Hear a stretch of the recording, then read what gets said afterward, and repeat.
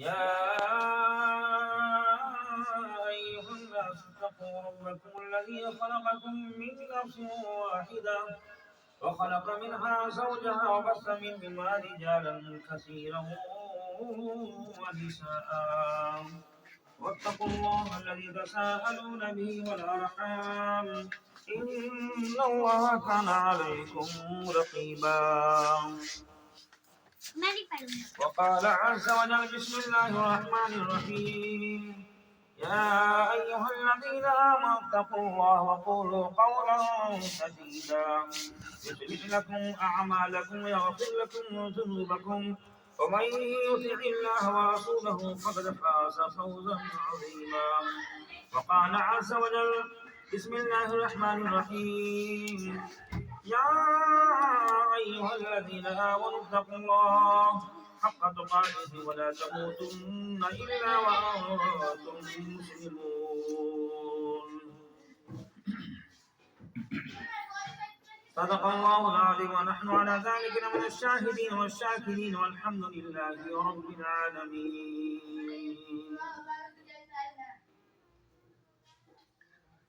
شہ کونین کی سنت پہ جو عامل نہیں ہوتا، شہ کونین کی سنت پہ جو عامل نہیں ہوتا، وہ کچھ بھی کر رہا ہو کچھ اسے حاصل نہیں ہوتا. کرشمے لاکھ دکھلائے ولی اس کو کہے کوئی، کرشمے لاکھ دکھلائے ولی اس کو کہے کوئی، گروہ اولیاء میں وہ کبھی شامل نہیں ہوتا. شہ کونین کی سنت پہ جو عامل نہیں ہوتا، وہ کچھ بھی کر رہا ہو کچھ اسے حاصل نہیں ہوتا. سفر ناقی سے ہی رہتا ہے اسے منزل نہیں ملتی، سفر ناقص ہی رہتا ہے اسے منزل نہیں ملتی. نہ ہوگا رہبر کامل سفر کامل نہیں ہوتا. شہ کونین کی سنت پہ جو عامل نہیں ہوتا، وہ کچھ بھی کر رہا ہو کچھ اسے حاصل نہیں ہوتا.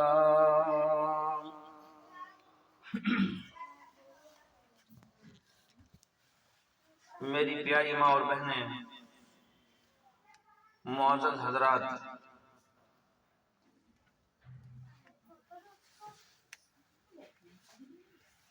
آج بڑی سعادت کی بات ہے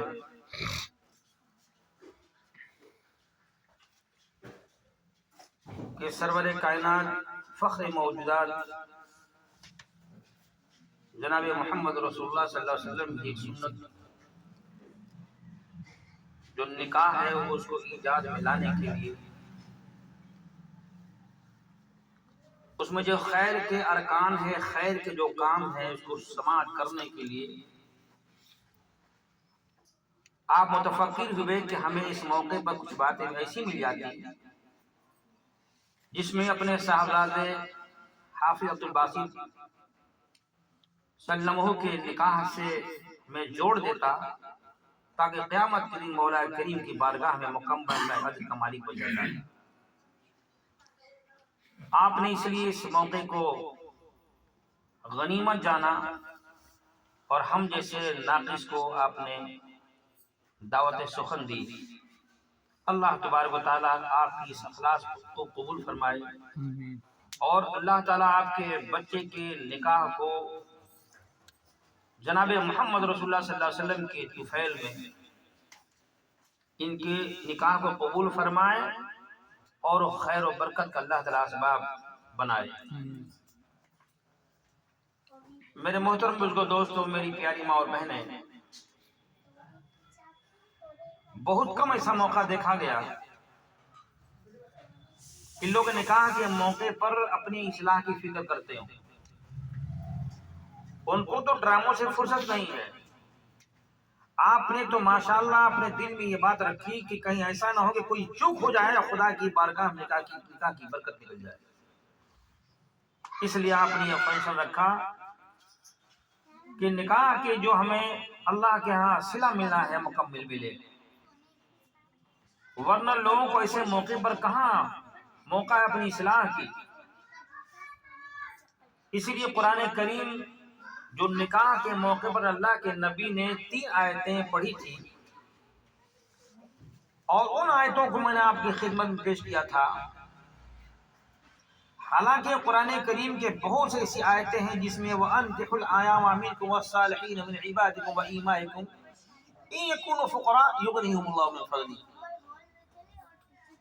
نکاح سے متعلق بہت سے ایسے الفاظ ہیں قرآن کے جو اللہ کے نبی بیان کر سکتے تھے، لیکن نبی کائنات نے اس موقع پر نکاح کے الفاظ نہ استعمال فرما کر کے اللہ کے نبی نے وہ الفاظ نہ فرمائے جس میں اتقو اتقو اتقو 3 ورڈ ایسے ہیں جس کو نبی صلی اللہ علیہ وسلم بڑی قیمتی جانا ہے۔ موقع کے لحاظ سے، زمانے کے لحاظ سے نبی نے فرمایا اتقو ربکم یا ایھا الناس اتقوا ربکم یا ایھا الناس اتقوا ربکم یا ایھا الناس اتقوا ربکم، اے لوگو خدا سے ڈرو۔ کس موقع پر؟ کہاں بیاہ اور شادی کے موقع پر خدا سے ڈرو۔ کوئی ایسی حرکت نہ کر بیٹھو جو اللہ کے ہاں ناپسندیدہ عمل ہو اور نکاح کی خیر و برکات نکل جائے۔ تو نبی نے نکاح والے الفاظ کو اس موقع پر استعمال نہیں فرمایا، بلکہ نبی نے فرمایا اتقوا ربکم، لوگوں خدا سے ڈرو۔ کس موقع پر؟ کن کن چیزوں سے؟ شادی بیاہ سے پہلے جو بدماشیاں ہم کرتے ہیں ان بدماشیوں سے روکنے کے لیے اللہ کے نبی نے فرمایا کہ اتقوا ربکم۔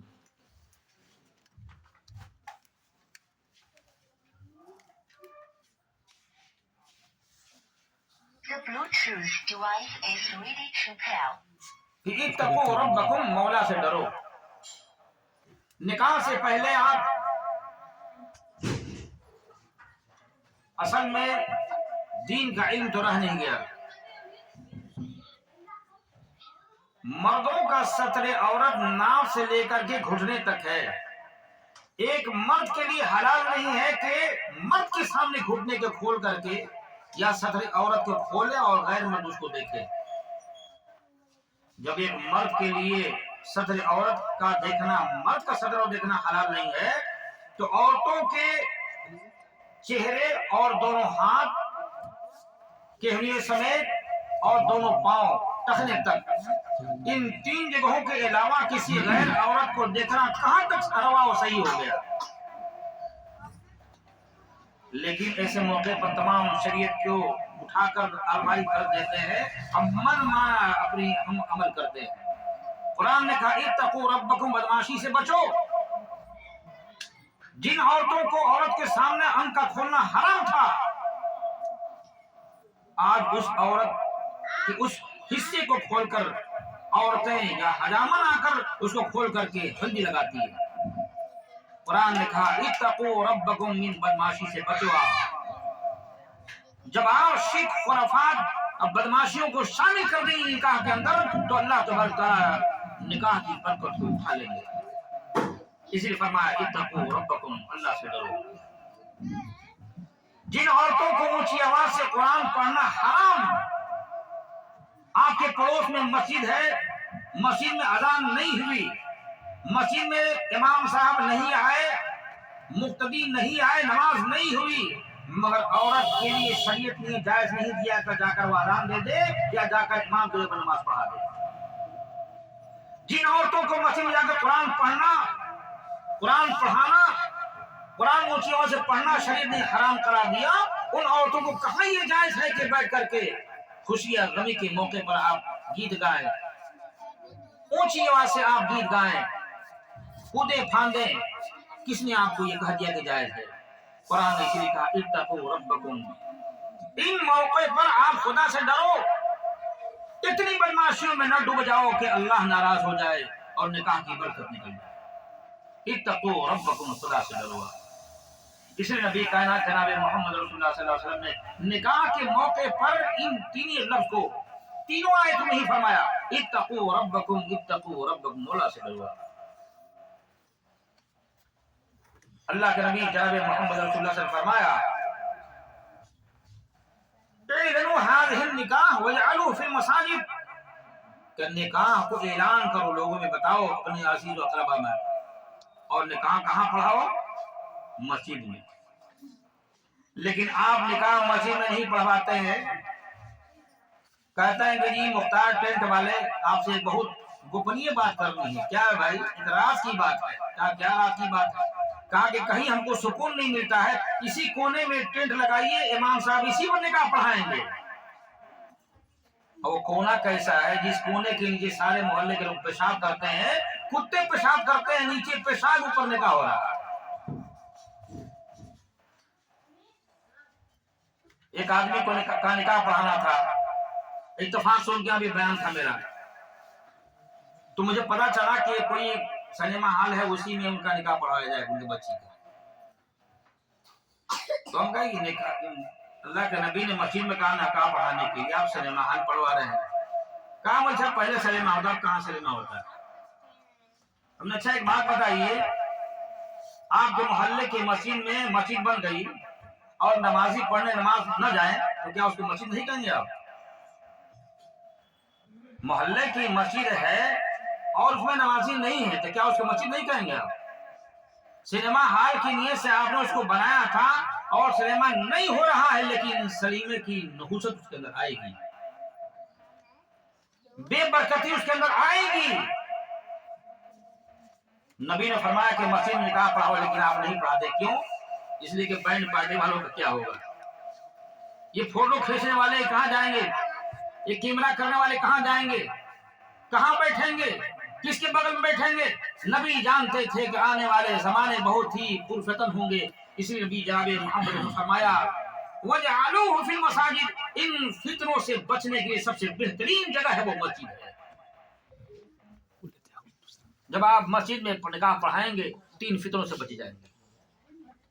और कितनी सादत की बात है कि उस मस्जिद में माशाअल्लाह जितने लोग बैठेंगे निकाह के अंदर सब बावजू बैठेंगे, सर ढक के बैठेंगे, सब नमाजी बैठेंगे, सब दीनदार बैठेंगे, कुरान पढ़ने वाले बैठेंगे, तकबीर कहने वाले बैठेंगे, तस्बीह करने वाले बैठेंगे, तहलील करने वाले बैठेंगे, सारे अल्लाह के जिक्र में मशगूल होंगे और फिर निकाह होगी। अल्लाह ताला निकाह में खैर बरकत फरमाएंगे। इस नबी की जनाब ने फरमाया कि वजअलूहु फिल मसाजिद, इस निकाह को मस्जिद में पढ़ाओ। मस्जिद में पढ़ाओगे तो इंशाअल्लाह निकाह की पूरी बरकत बच्चे को हासिल होगी। लेकिन एक निकाह सुन्नत को आबाद करने के लिए हजारों की तादाद में हम गुनाह करते हैं, और निकाह के बाद जब लड़का लड़की फाइडा फाइडी करते हैं तो कहती है मौलवी साहब निकाह गलत पढ़ा गया, कहीं से आपने फॉल्ट कर दिया है, ये इसीलिए बेबरकती हो गई। बदमाशी की आपने, खेत खाए गधा मार खाए जो रहा, बदमाशी आपने किया, शिर्क से उसके बरकत आपने दफन किया, बिदअत से आपने निकाह के बरकत को दफन किया, रसूमात से आपने निकाह के बरकत को दफन किया, और निकाह पढ़ाने वाला कसूरवार है। इसलिए नबी करीम जनाब मोहम्मद रसूलुल्लाह फरमाया कि इत्तकू रब्बकुम, लोगों खुदा से डरो। एक डाले का माहौल बना हुआ, डाला औरतें लड़की का सामान रख करके और दरवाजे पे पहुंचाती हैं। बाद से लोग माहौल बनाते हैं कि जी उसी डाले के कपड़े को लड़की पहनेगी तब निकाह होगा। सारी रसूमातें हैं, शरीयत से इसका कोई ताल्लुक नहीं। डाले में बदमाशी यहां तक पहुंच गई है कि उम्मत इतनी बदमाश हो चुकी है कि डाले के अंदर लड़की की तस्वीर बनाकर खड़ा कर देते हैं कि लड़की पहने की इस तरह दिखाई देगी। میں نے کتاب میں دیکھا ہے کہ ڈالے کو عوام الناس کے سامنے پیش کرنا گویا لڑکی کو ننگے پیش کرنا ہے، اتنا بڑا پاپ ہے، اتنا بڑا گناہ ہے۔ لیکن ڈالا سجا کر کے آپ عوام الناس رہتے، جی صاحب کہتے آپ بھی دیکھ لیجیے، مولانا صاحب آپ بھی دیکھ لیجیے، قاری صاحب آپ بھی دیکھ لیجیے، مولوی صاحب آپ بھی دیکھ، سارے لوگ اکٹھا بیٹھا کر دکھاتے لڑکی کا فلاں سامان ہی، گویا لڑکی کو آپ ننگا امت کے سامنے پیش کر رہے ہیں۔ ہم نے دیکھا نوا نگر میں جو عبداللہ صاحب میرے مکان میں رہتے تھے، ان کے نکاح، ان کی نکاح تھی، میں گیا تھا وہاں نکاح پڑھانے کے لیے، وہاں دیکھا ڈالا آیا، ڈالا کہاں آیا، کہاں گیا، کس کے پاس گیا، کون دیکھا کہیں دیکھا، کوئی مطلب نہیں۔ نکاح ڈالا آیا اور لڑکی کے اندر چلا گیا، اور گھر میں کیسے لوگ استعمال کیے، اور آتے آتے پتہ چلا کہ نکاح بھی ہو گیا۔ آپ کا جو مین مقصد ہے نکاح، اس کو چھوڑ کر خرافات میں لگے رہتے ہیں۔ تو قرآن کو اللہ کے نبی نے پڑھ کر بتایا کہ اتقوا ربکم، اللہ سے ڈرو، آپ اتقوا ربکم، خدا سے ڈرو۔ لیکن آپ مسجد میں نکاح نہیں پڑھائیں گی، آپ اللہ والوں کی باتیں نہیں سنیں گی، کیوں؟ اس لیے کہ بات سنیں گی تو یہ فوٹوگرافر کس کے گھر جائیں گے؟ جناب محمد رسول اللہ نے فرمایا کہ لعن اللہ الراسی والمرتسی، فوٹو کھینچنے والے کھینچوانے والے دونوں کو خدا کی لعنت برستی ہے، اور جب خدا کی لعنت برسے گی تو اس نکاح میں برکت ہوگی۔ اسی لیے کہا شہ کونین کی سنت پہ جو عامل نہیں ہوتا وہ کچھ بھی کر رہا ہو اسے کچھ حاصل نہیں ہوتا۔ کرشمے لاکھ دکھلائے ولی اس کو کہے کوئی، گروہ اولیاء میں وہ کوئی شامل نہیں ہوتا۔ سفر ناقص ہی رہتا ہے، اسے منزل نہیں ملتی، نہ ہو کر رہبر کامل سفر کامل نہیں ہوتا۔ آپ لاکھ اعمال کر لیں لیکن اس اعمال میں شرک و بدعت ڈوبا ہوا ہے، شرک و بدعت اس کے اندر لگا ہوا ہے، وہ اعمال خدا کی بارگاہ میں قابل قبول نہیں ہے۔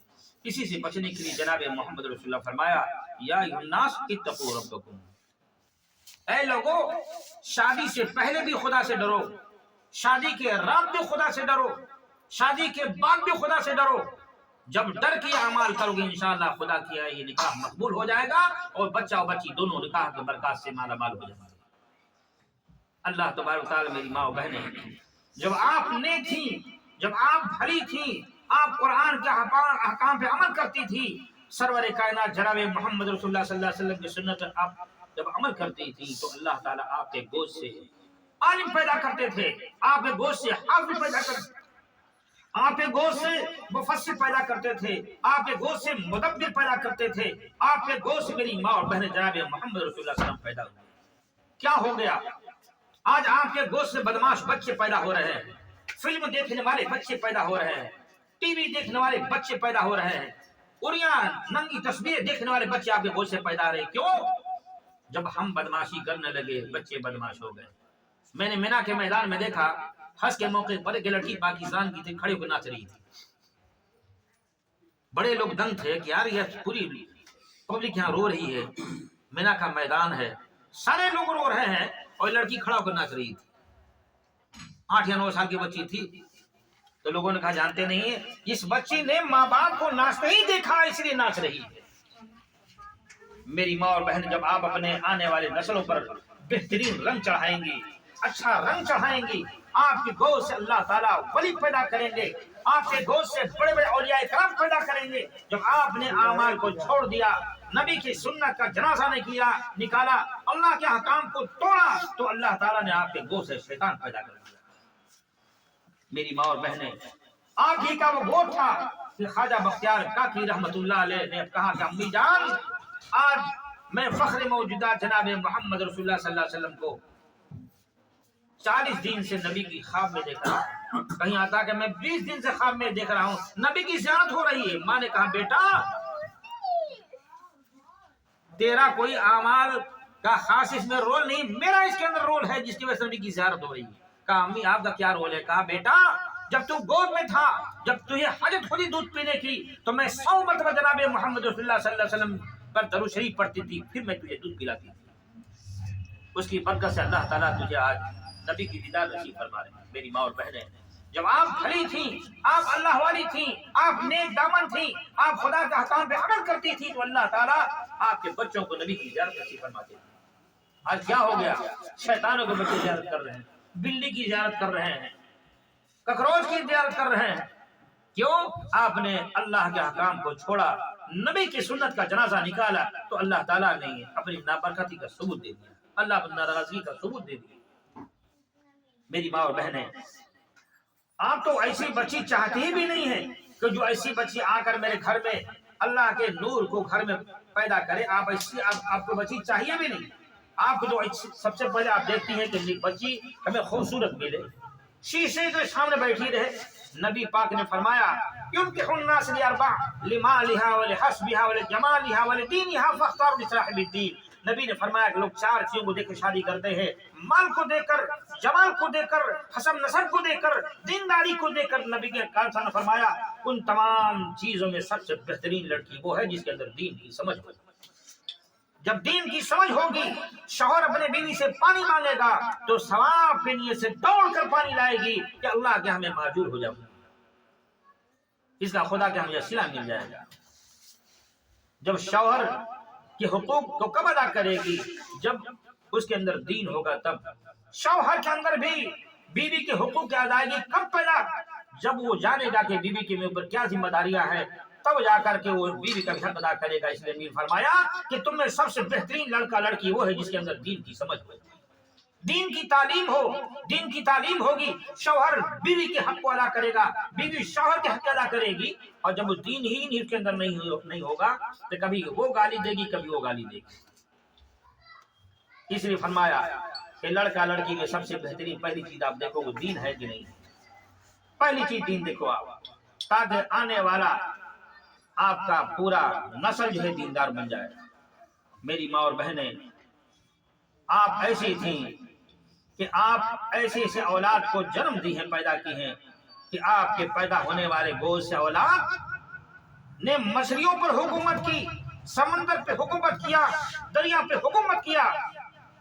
جب آپ نے اللہ کے حکام کو توڑا، نبی کے سنت کو چھوڑا ہے، تو اللہ تعالیٰ نے آپ پر پوری دنیا کو ایسا حاوی کر دیا ہے کہ پوری دنیا کے سامنے ہم آپ ذلیل ہیں۔ آج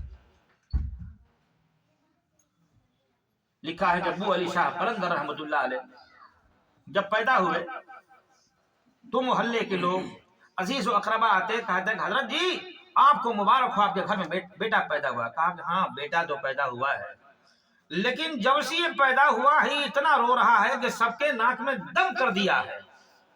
ایک مولانا صاحب آئے، کہا کہ دیکھیں کیسا دم کر رہا ہے۔ کیوں؟ بیٹی کو گود میں اٹھایا اور اس کو گلے سے لگایا اور کان میں کچھ انہوں نے پڑھا، جیسے ہی پڑھا بچہ خاموش ہو گیا۔ لوگوں نے کہا حضرت جی تو بچہ بہت رو رہا تھا، کون سا جادو کر دیا آپ نے؟ کیا کر دیا آپ نے کہ رونے والا بچہ فوراً خاموش ہو گیا؟ کہا بات دراصل یہ تھی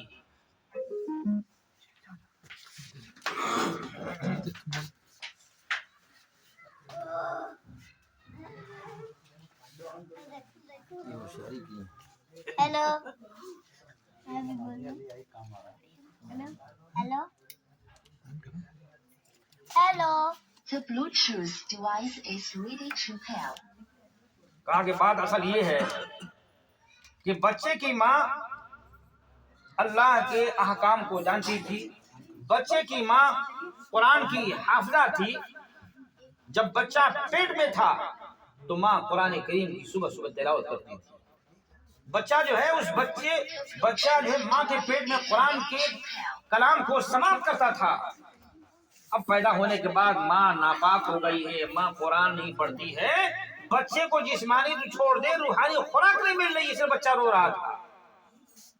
جیسی مولانا صاحب نے الحمدللہ رب العالمین الرحمن الرحیم مالک یوم الدین ایاک نعبد و ایاک نستعین اہدنا الصراط المستقیم، جیسی مولانا صاحب نے بچے کے کان میں پڑھا، بچہ خاموش ہو گیا۔ کیوں؟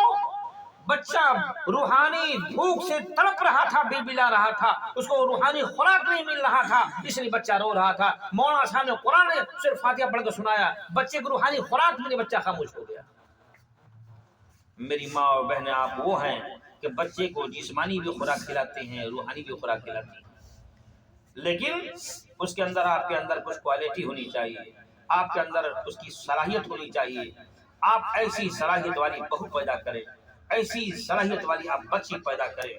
غم ہے، افسوس ہے، ملال ہے میری ماں اور بہنیں ہمارے آپ کے زندگی پر کہ آپ کی 4 بیٹیاں، آپ کی 6 بیٹیاں، آپ کا جنازہ رکھا ہوا ہے، آپ کی بچی ماں کے غم میں رو رہی ہے، بے ہوش ہو رہی ہے، مر رہی ہے، مگر ماں کو نہ نہلا سکتی ہے، نہ کفنا سکتی، اس لیے کہ ماں نے اس چیز کا تعلیم نہیں دیا۔